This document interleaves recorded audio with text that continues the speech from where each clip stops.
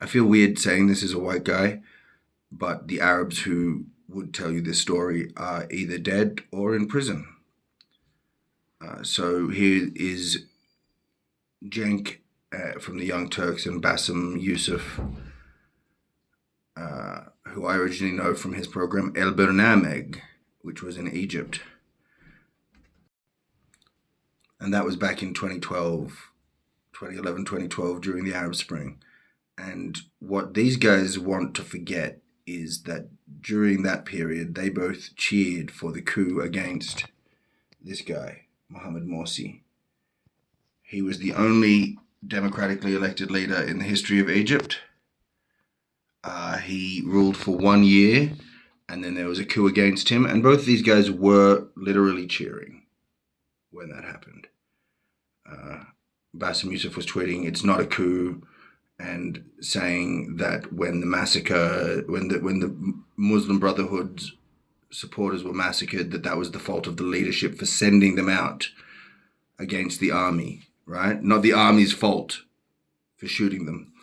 He was on the side of the torturers. He was on the side of the people who committed the massacres. He's on the side of the people who imprisoned his fellow citizens.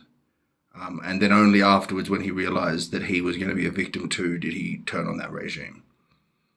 And he mobilized the same anti-brown, anti-Muslim racism that he decries in this interview to do that. There was an appeal from the secular Western-facing elements in Egyptian society. There was an appeal from them to the military, which is backed by the West, to sort of hit the reset button and cancel the elections because they didn't like the result.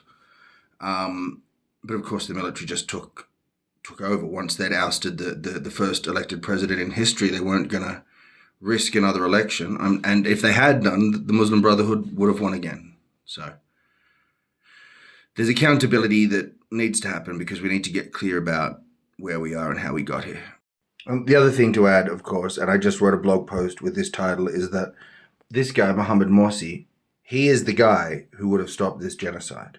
If you didn't want the genocide to happen, if you don't want genocide happening against the Palestinians, you need a strong Egypt, an Egypt that will stand up to America and Israel. And Mohamed Morsi represented that Egypt, and these people, plotted on and praised his downfall.